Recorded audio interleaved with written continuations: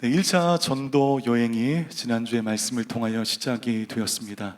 지도 이미지를 보여주시면 안디옥에서 시작하여 실루기아로 내려와 또 배를 타고 구브로 섬으로 들어가게 됩니다.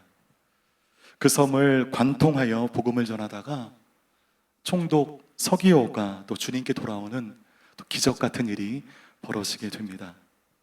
바보라는 항구에서 다시 배를 타고 밤빌리아, 대륙이죠. 밤빌리아의 버가라는 항구 도시에 도착하여 이제 본격적인 사역을 시작할 찰나에 작지 않은 사건이 벌어지게 됩니다. 여러분, 사도행전 13장 13절의 말씀을 성경을 찾아서 같이 한번 읽어보겠습니다. 사도행전 13장 13절입니다. 함께 읽겠습니다. 시작. 바울과 그 일행은 바보에서 배를 타고 밤빌리아에 있는 버가에 이르렀습니다. 그곳에서 요한은 그들과 헤어져 예루살렘으로 돌아갔습니다. 13절 말씀 보니까 요한이 전도팀에서 이탈하여 예루살렘으로 돌아가 버리는 사건이 발생합니다. 평서문으로 기록되어 있는데 이 사건은 작지 않은 사건이었어요. 여기서 나오는 요한은 요한복음과 요한계시록을 쓴 예수님의 제자 사도 요한이 아니라 바나바의 조카 요한으로서 요한이라는 이름보다는 마가라는 이름으로 우리에게 더 알려진 사람이죠. 후에는 마가복음을 써서 로마에 핍박당하는 성도들에게 큰 위로의 말씀을 전한 사람이었지만 본문의 마가는 아직 다듬어지지 않는 원석 같은 존재로서 마가가 도중에 돌아가 버린 이유에 대해서 여러분 그 지형을 보면 어느 정도는 이해할 수가 있습니다. 지형을 보여주십시오. 버가라고 하는 이 항구 도시는 아나톨리아 산맥이 그 도시 전체를 감싸고 있는 지형입니다. 그래서 바닷길로 어딘가를 가겠다면 모르겠으나 육로로 어디를 가건 평균 1100m, 최고 해발 3000m의 이 산맥을 통과해야만 어디로든지 나아갈 수가 있는 것입니다. 영혼 구원의 열정으로 무장된 바울과 바나바에게 아나톨리아 산맥 따위는 문제도 아니었지만 삼촌 바나바의 강력한 권유로 어쩔 수 없이 구브로 섬에 이 전도팀에서 합류하게 된 마가 요한의 입장에서는 그 산맥을 보면 한숨이 나오는 것입니다. 숨이 턱턱 막히는 것입니다. 아니, 내가 왜 저 산을 올라가야 되고 내가 지금 뭐 하는 것인가? 전도여행이 제대로 시작도 해보기 전에 사건이 터지게 되었고 게다가 그 버가에서 뜻하지 않는 사건 하나가 또 발생하게 되는데 버가에서의 일을 회고하며 나중에 기록되어진 갈라디아서 말씀에 이런 말씀이 있습니다. 우리 갈라디아서 4장 13절 말씀을 화면을 통하여 함께 읽겠습니다. 시작. 여러분이 알다시피 내가 처음에 여러분에게 복음을 전하게 된 것은 육체의 연약함 때문이었습니다. 여기서 말하는 육체의 연약함들이란 여러분들이 잘 알고 있는 안질, 간질, 이 만성의 질병이 아니었습니다. 버가는 아주 습한 해양 도시였기 때문에 벌레와 모기가 많은 곳이었죠. 그러므로 외지인들이 풍토병에 잘 걸리는 곳이었습니다. 그런데 바로 바울이 이 버가에서 풍토병에 걸리게 되는데 그 당시 풍토병은 약도 없었어요. 심하게 걸려서 사도 바울이 사경을 헤매게 되므로 빨리 그곳을 벗어나야 했습니다. 그래서 어디로 갔는가? 지도 이미지를 다시 한번 보여주시면 그렇게 해서 바나바와 함께 당도한 도시가 버가에서 200km 떨어져 있는 안디옥, 비시디아 안디옥이라는 곳으로 가게 됩니다. 이 도시는 여러분 베트남으로 얘기하면 달랏과도 같은 지형입니다. 고원지대로서 기온이 서늘하고 일조량이 풍부한 것으로 병에 걸린 사람들이 요양하기에 딱 좋은 곳이 비시디아 안디옥이었던 것이죠. 이곳에 있으면서 이제 건강을 회복하게 됩니다. 본문의 13장 15절부터 41절까지는 비스디 안디옥에서 건강을 회복한 바울이 그곳 회당에 들어가 설교한 내용입니다. 그리고 오늘 본문으로 넘어오도록 하겠습니다. 사도행전 13장 42절 말씀 함께 읽겠습니다. 시작. 바울과 바나바가 회당에서 나오는데 사람들이 그들에게 다음 안식일에도 이 말씀을 좀 더 해달라며 부탁했습니다. 설교를 끝낸 바울이 그 회당을 나오는데 사람들이 바울에게 다가가서 아니 오늘 한 번만 설교로 끝내지 마시고 다음 주에도 한 번 더 이곳에 오셔서 오늘 들었던 그 설교를 한 번만 더 해달라고 간청하는 것입니다. 평생 처음 듣는 복음의 생명력에 그들이 사로잡힌 바 된 것입니다. 그럴 때 43절 말씀 함께 읽겠습니다. 시작. 집회가 다 끝난 후 많은 유대 사람들과 유대교로 개종한 경건한 사람들이 바울과 바나바를 따라왔습니다. 사람들과 함께 이야기를 나누고 하나님의 은혜 가운데 계속 머물러 있으라고 권했습니다. 복음을 들어본 적이 없는 유대인과 유대교로 개종한 사람들이 그 복음에 반응하면서 이 바울과 바나바와 계속 얘기하고 싶어 하는 거예요. 참 신기한 것이 이곳 비스디의 안디옥의 사람들이 바울을 어떤 경로로 만났습니까? 바울이 안디옥 교회를 출발하면서 그래 구보로 소멸 관통에서 복음 전하고 버가에 있다가 그래 비스디 안디옥으로 넘어가면 되겠다 계획을 하고 출발했을까요? 계획이 없었습니다. 풍토병이 없었다면 바울과 바나바는 비스디 안디옥에 오지 않았을 가능성이 매우 높습니다. 버가에서 풍토병이라는 예상하지 못했던 고난을 통해 비스디 안디옥에 가지 않을 수 없도록 하나님께서 강권하신 것 아니겠습니까? 그래서 바울이 그곳 사람들을 만났고 그들이 복음을 듣게 되었습니다. 풍토병에 걸렸다는 것은 바울에게는 고통과 고난이었지만 그 고통과 고난이 낭비되고 있지 않습니다. 그 고난으로 수많은 사람들이 복음을 받게 됩니다. 고난당한 사람은 한 사람인데 그 고난당함으로 수많은 사람들에게 복음의 생명력이 임하게 된 것인데 이것을 비스디의 안디옥에서 복음을 들었던 사람의 입장에서 뭐라고 하는가 따라해 주시겠어요? 뜻밖의 은혜. 뜻밖의 은혜죠. 풍토병에 안 걸렸다면 만나지 못하는 것인데 그 고통을 통해서 비스디 안디옥 사람들이 바울의 그 복음을 듣게 된 것입니다. 우리 44절과 45절 말씀을 계속해서 읽겠습니다. 시작. 그 다음 안식일에는 그 도시의 사람들이 거의 다 주의 말씀을 듣기 위해 모였습니다. 그 무리를 본 유대 사람들은 시기심으로 가득 차 바울이 말하는 것을 반드시 외웠겠습니다. 44절 말씀 보니까 그 다음 안식일에는 그 도시의 사람들이 거의 다 회당에 모이게 됩니다. 이 44절을 통하여 알 수 있는 영적 진리가 있습니다. 입소문이 최고다 라는 것이죠. 처음 복음을 전했던 지난주 안식일보다 훨씬 더 많은 이 도시의 거의 모든 사람들이 그 회당에 운집했습니다. 지난주 바울의 설교에 감동받은 사람들이 입소문을 통하여 더 많은 사람들을 그곳에 모이게 한 것이죠. 너무나 영적으로 목말랐고 인생이 너무너무 불안했고 내가 살아가야 할 그 이유를 알지 못한 채 하루하루 근근히 살아가고 있었는데 바울이 전한 복음, 생전 처음 듣는 그 복음에 인생의 난제가 풀리고 본인의 고통의 문제에 해답을 찾게 된 것입니다. 한 번만 더, 다음 주에 한 번만 더 설교해달라는 얘기에 그 다음 주에 그 도시의 거의 모든 사람들이 모이게 되었습니다. 복음은 입소문입니다. 한국 제품 중에 광고를 안 하는데도 불구하고 불티나게 팔리는 제품이 하나가 있습니다. 이 제품입니다. 빙그레 바나나 맛 우유. 저는 이거 안 먹는데 여러분들 많이 안 드시죠?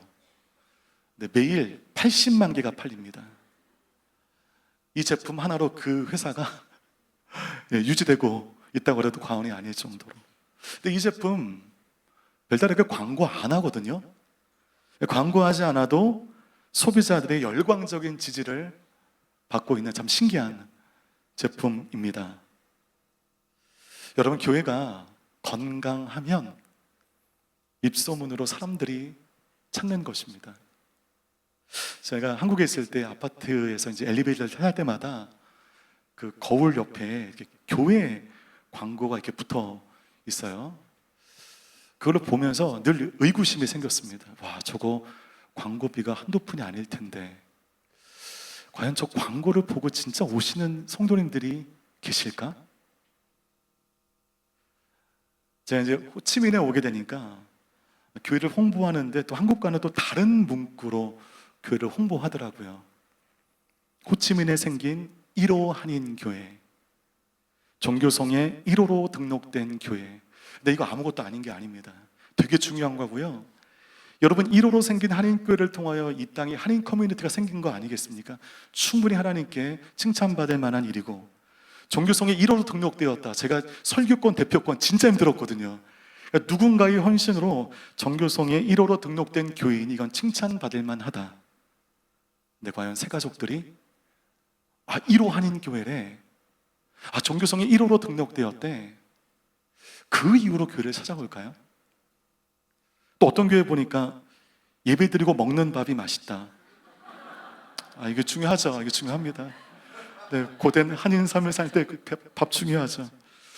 근데 과연 그게 교회를 선택하는 절대적인 이유가 될까? 아무리 교회가 크고 시설이 좋고 자랑할 것이 많다 하여도 그 교회 안에 복음의 생명력이 부재하다면 사람들 외면받는 것입니다. 그 복음의 생명력 안에 있는 성도 여러분이 가장 최고의 전도 방법인 것입니다. 목사의 설교가 아니에요.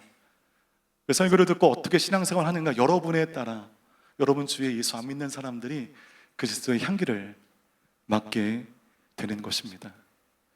우리 저기 만인방이라고 했죠. 한인 3,000명이 들어가 있는 무서운 방 보면, 예전에 보니까 이제 이곳으로 온 분 중에 이제 예수 믿는 사람이 교회가 어떤 교회를 다녀야 될지 모르니까 어떤 교회를 나가야 될까 물어보니까 마치 이리떼들이 막 우글우글 하는 것처럼 막 여기 교회요, 저기 교회요, 저기 교회요. 여러분, 그렇게 안 하셔도 됩니다. 그렇게 하지 마십시오. 그렇게 해서 사람들이 몰려오고 그렇게 해서 예수 만나는 것이 아니고, 물론 그것이 그 하나의 만남의 기회가 될 수 있겠지만, 예수 잘 믿고 그리고 말씀대로 사랑하는 여러분 한 사람 한 사람이 최고의 복음 전도 방식이라는 것입니다. 칼갈이 전도, 고구마 전도, 부침개 전도 이런 거 하지 않아도 여러분 존재를 통하여 하나님을 알지 못하는 많은 사람들이 입소문으로 주님께 돌아오는 구원의 통로가 되시기를 주님의 이름으로 축복합니다. 네, 우리 45절 말씀 함께 읽겠습니다. 시작. 그 무리를 본 유대 사람들은 시기심으로 가득 차 바울이 말하는 것을 반대하며 모욕했습니다. 네, 은혜가 있는 곳에 늘 공격이 있게 마련이고, 은혜가 크면 공격이 더 큰 법입니다. 바울을 반대하는 사람들이 그 무리 중에 있었습니다. 그러면 그 사람들은 누구였는가? 역시나 유대 회당을 관리하는 유대인들이었습니다. 그 유대인들이 바울을 시기했다라고 했어요. 시기했다. 왜 바울을 왜 시기했을까? 45절 말씀 보니까 그 이유가 나와 있는데, 그 무리를 본 유대 사람들은 그 무리를 보고 그 마음 가운데 시기심이 발동하게 된 것입니다. 바울이 뭔가를 실수했거나 잘못했기 때문에 시기한 것이 아니라, 다만 그곳에 모인 수많은 사람들을 보면서 유대인들의 마음에 이기심이 생겼다는 거예요. 무슨 말인가?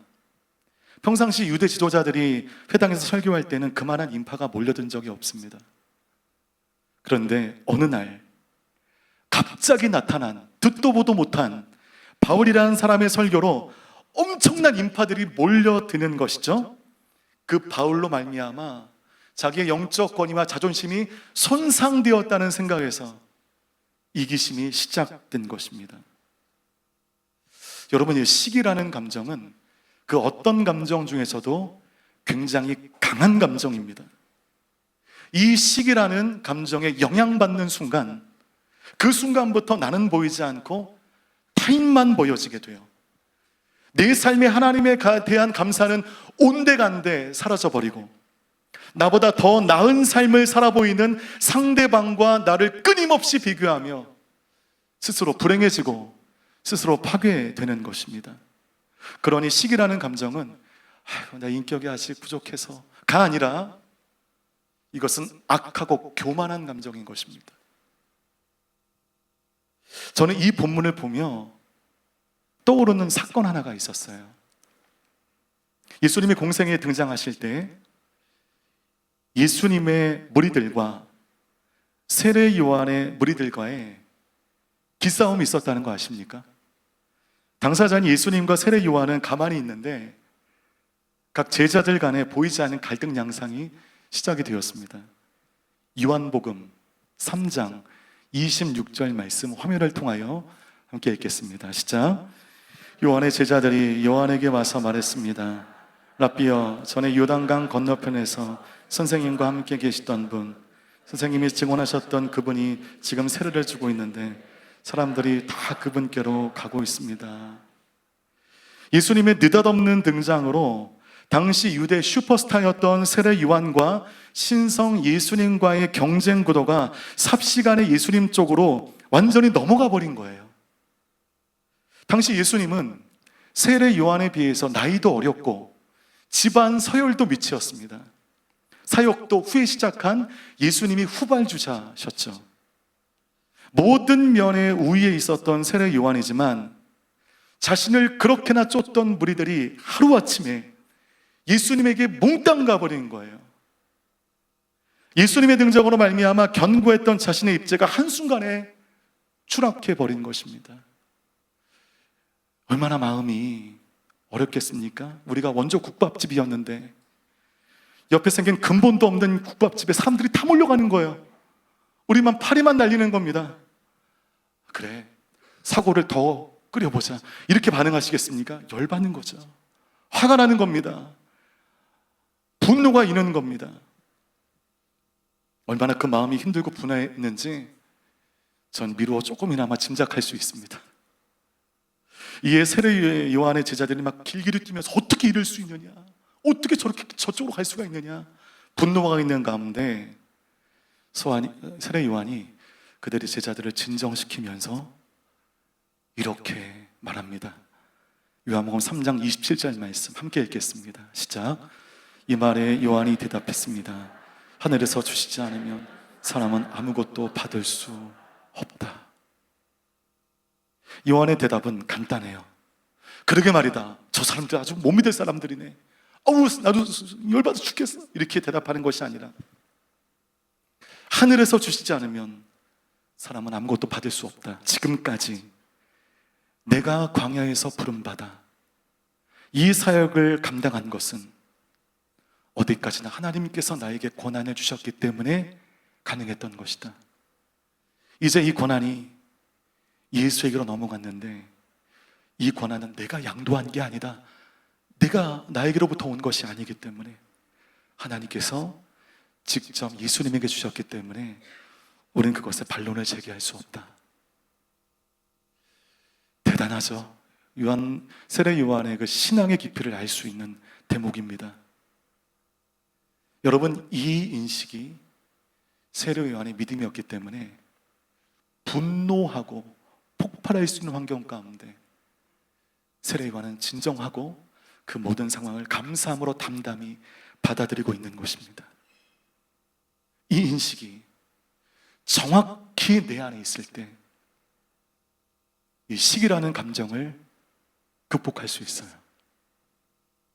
여기서 세상의 경쟁 구도 속에서 늘 패배감과 열등감의 상흔을 갖고 살아가는 우리가 신앙의 중심을 잃지 않고 당당히 살 수 있는 비결 하나를 배우게 됩니다. 저를 따라해 주시겠습니까? 하나님의 주권신앙. 이겁니다. 이것이 있고 없고에 따라 여러분의 삶의 행복과 불행이 나눠지게 될 것입니다. 역사와 인생이 하나님의 주권 안에 있다는 믿음, 그 신뢰가 패배감과 열등감을 이기게 하는 영적인 돌파구가 되는 것입니다. 그래서 하나님의 주권을 인정한다면 그 순간부터 고난도 고난이 아니게 되는 것입니다. 고린도후서 1장 20절 말씀 가운데 이런 말씀이 있어요. 같이 한번 읽어보겠습니다. 시작. 하나님의 약속은 그리스도 안에서 얼마든지 예가 됩니다. 그러므로 우리는 그를 통해 아멘으로 하나님께 영광을 돌립니다. 고린도후서 1장 20절의 고백처럼 모든 것이 그리스도 예수 안에서 예가 되는 거예요. 지금 사도 바울이 이 마음으로 복음을 전하고 있는 것입니다. 사도 바울은 이 마음으로 모든 인생을 살아가는 거예요. 모든 것이 예입니다. 도중에 마가 요한이 돌아가 버려도 그리스도 안에서 예가 되는 거예요. 풍토병에 걸려도 그리스도 안에서 예가 되는 거예요. 그 풍토병을 통하여 비시디 안디옥 사람들이 복음을 듣게 되었잖아요.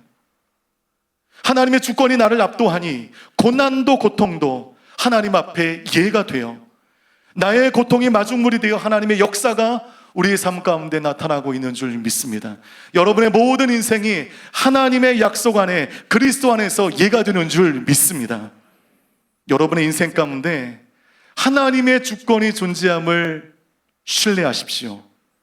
신실하시고 실수가 없으신 그 하나님께서 내 삶의 주인 되시니 더디더라도 그 주님께서 나의 삶을 인도하실 것이다 라는 그 주권을 믿는 순간 우리의 불행도 기회가 되고 우리의 고통은 승리의 마중물이 될 것이며 우리의 열등은 오히려 하나님이 일하시는 통로가 될 줄 믿습니다. 그 은혜를 누리시는 여러분 모두 되시기를 주님의 이름으로 축복합니다.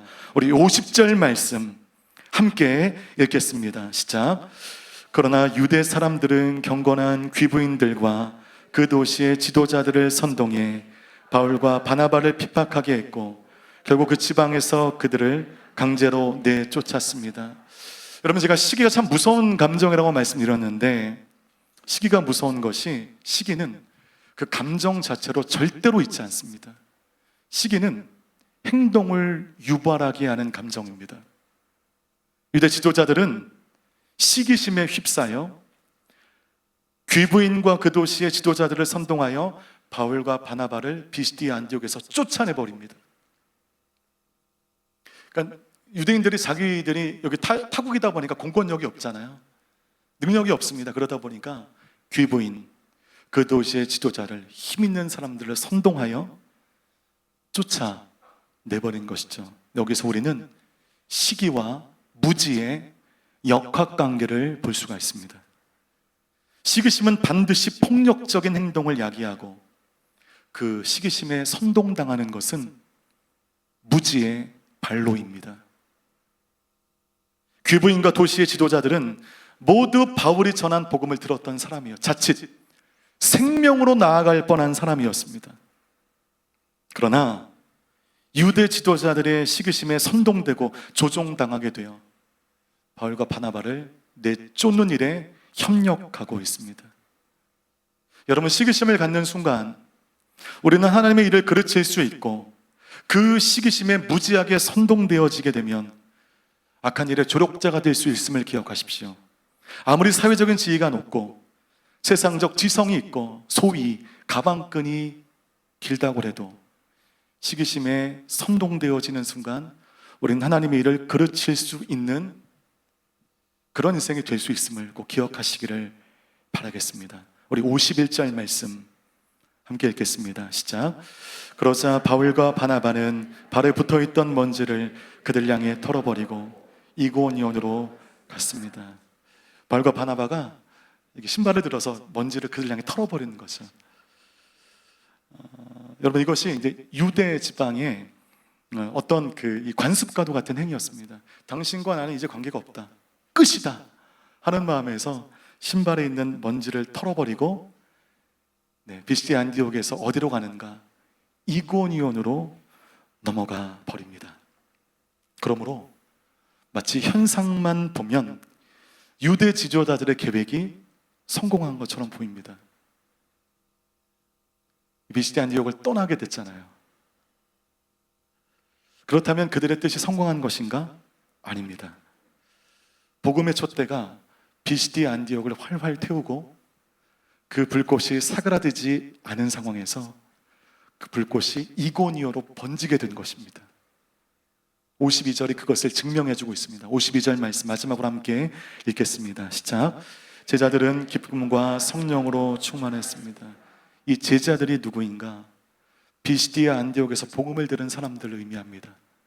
단 2번 설교 들었을 뿐인데 그들이 제자가 되었습니다. 하나님의 말씀의 가르침대로 살기로 결정하는 제자가 되었습니다.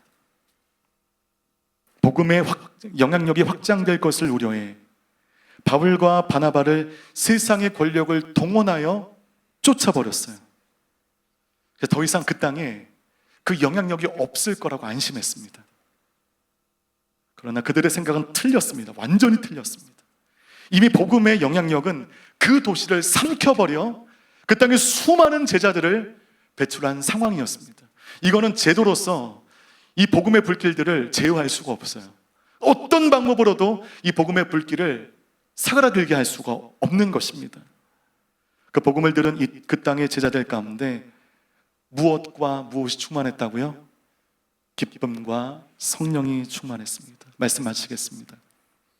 허망한 욕망 속에 죽음으로 치닫던 비시디아 안디옥 사람들이 바울의 풍토병이라는 뜻밖의 은혜를 누리며 2번의 복음을 들었을 때 그들의 삶이 바뀌게 되었고 그들 삶의 새로운 기회가 시작이 되었습니다. 오랫동안 잃어버렸던 기쁨이 회복되게 되었습니다. 성령이 임하게 되었습니다. 여러분, 복음이 어떤 곳에 복음의 생명력이 전해질 때마다 나타나는 현상 하나는 기쁨의 회복인 것입니다. 빌립이 사마리아에서 복음을 전했을 때 사도행전 8장 8절 그 땅에 기쁨이 충만하였더라. 여러분의 기쁨이 충만하십니까? 든든한 여러분의 통장 잔고가 주는 그런 기쁨 말고요. 공부 잘하면 여러분의 자녀들이 다니는 대학에 그 이름이 주어지는 그 기쁨 말고요.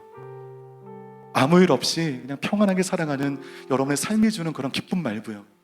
그 정도의 기쁨 말고 뭔가 본질상 흔들리는 나의 마음을 바로 세우는 오랫동안 잃어버렸던 그 기쁨은 주로 말미암아 회복되는 줄 믿습니다. 그 기쁨이 여러분 안에 충만하시기를 바라겠습니다. 땅끝까지 전해지고 있는 복음은 기쁨의 행렬이 되어 모든 상황들이 그리스도 안에서 지금 예가 되고 있습니다. 누가 봐도 고통과 고난인데 아니요, 다시 보니까 그리스도 안에 예가 되고 있어요. 모든 것이 예입니다. 아멘, 아멘. 우리가 될 것은 아멘밖에 없는 것이죠. 지금 여러분이 어려운 상황을 겪고 계시다면 그것 또한 그리스도 안에서 예가 될 줄 믿습니다. 우리는 기쁨으로 아멘할 수밖에 없는 거죠. 그 은혜를 누리는, 그 하나님의 인도하심을 받는 호치민 오늘의 교회 모든 성도님들 되시기를 주님의 이름으로 축복합니다.